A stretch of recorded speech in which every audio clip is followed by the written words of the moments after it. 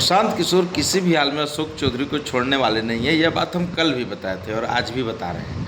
आज का ताज़ा मामला ये है कि प्रशांत किशोर के पार्टी के द्वारा आज घोषित करके बताया गया कि किस किस अकाउंट से कितना कितना पैसों का ट्रांजैक्शन हुआ है, कैसे हुआ है, कहाँ गया है, कौन ट्रस्टी हैं, ट्रस्ट में कैसे गया है, कितना करोड़ रुपया चेक से लेन देन हुआ है, कौन से अकाउंट है, तमाम दस्तावेज आज जारी किया गया है बैंक अकाउंट के साथ। जो कि कल अशोक चौधरी मीडिया के सामने कह रहे थे कि वो आरोप तो लगाते हैं लेकिन तथ्य नहीं बताते हैं। ये नहीं बताते हैं किस अकाउंट से पैसा आया गया, कितना आया गया। अब जब आरोप लग गया, आरोप क्या क्या है, कैसे कैसे ट्रांजैक्शन हुए, पहले इसका सुन लीजिए। और जब उन्होंने कहा कि बहुत करोड़ रुपया का लेन देन हुआ है, ट्रांजैक्शन हुआ है एमवीवी न्यास और हमारी वाइफ के बीच में, तो अकाउंट नंबर बता दीजिए। Tell me the account number so that I can verify. हो सकता है my wife is doing it, I am not aware about it, let me find out. वो आप बता दीजिए। उन्होंने कहा कि इन्होंने बहुत सी संपत्तियां खरीदी हैं, तो संपत्ति कौन सी है? वो जमीन इन्होंने खरीदा है और चला रहे हैं कि जमीन घोटाला है, जमीन मेरा। एक कट्ठा भी पटना में मेरे नाम से जमीन होगा तो मैं प्रशांत किशोर जी का गुलामी करने को तैयार हूं।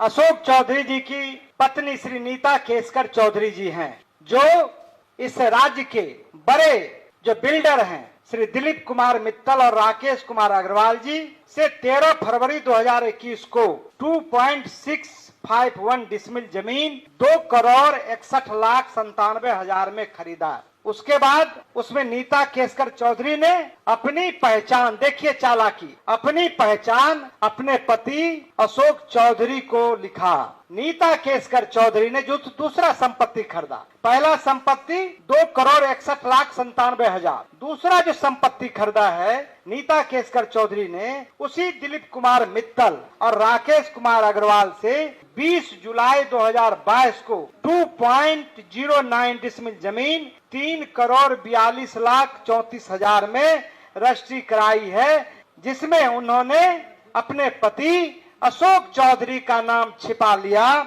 और अपना पहचान पिता श्री गोपाल राव केसकर और उनके दुर्गा मेरीन ड्राइव दुजरा का पता दिया है। आप समझ सकते हैं कि ये कुल संपत्ति 6.08 करोड़ का है और उसमें 10% रजिस्ट्री शुल्क लगा है। मतलब कुल मिला के ये 7 करोड़ का संपत्ति है। एक में वो पता लिखता है अपने पति के बारे में, उसके निवास के बारे में, दूसरे में वो पता लिखता है अपने पिता के बारे में और पिता के एड्रेस पर वो लिखता है। ये बिल्कुल जालसाजी है, ये धोखा है और ये एक बड़ा गबन है। हम आपको उसका रजिस्ट्री सीधे तौर से उपलब्ध कराते हैं, जो आप लोग भी इसको देख लीजिए। ये आपको एक डीड है और दूसरा डीड आपको ये है, डीड नंबर 2939 एक है और दूसरा डीड नंबर 10,846 है।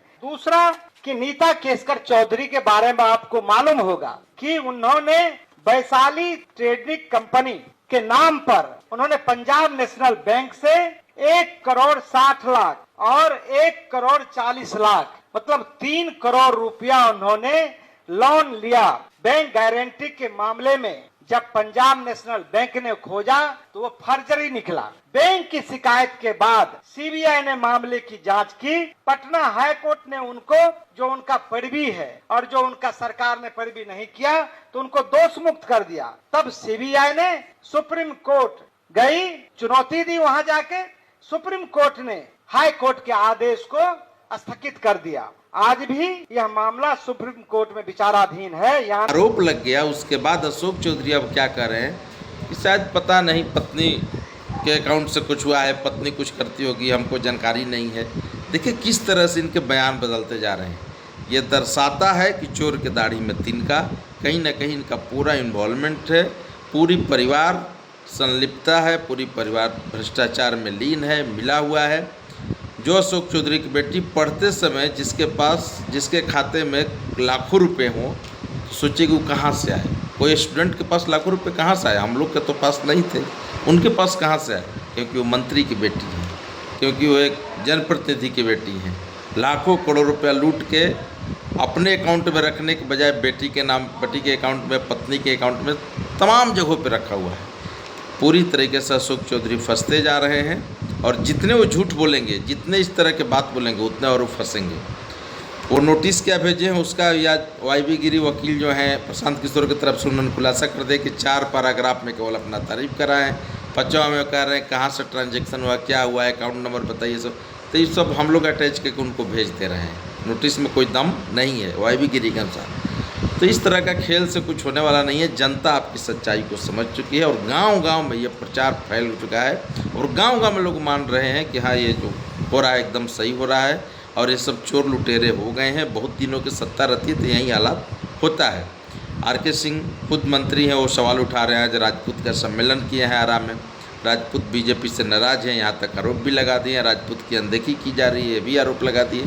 तमाम राजनीतिक हलचल बिहार में चल रही है। चूँकि चुनाव है, सियासत का ऊँट किस करवट बैठता है तो नवंबर में पता चलेगा। लेकिन इस बीच ये जो घमासान, लड़ाई, भ्रष्टाचार, आरोप प्रत्यारोप, ये सब कुछ कहीं ना कहीं एनडीए को चुनाव में नुकसान पहुंचा सकता है। तो आप सब देखिए, ध्यान दीजिए, जुड़े रहिए। इस तरह की नई नई खबरें, नई नई जानकारी आप तक हम लाते रहेंगे। धन्यवाद। चैनल को लाइक सब्सक्राइब जरूर कीजिए। भूषण भोजपुरिया को, चंद्रभूषण भट्ट जो बताते हैं ऑथेंटिक तथ्य के साथ आपको बता रहे हैं।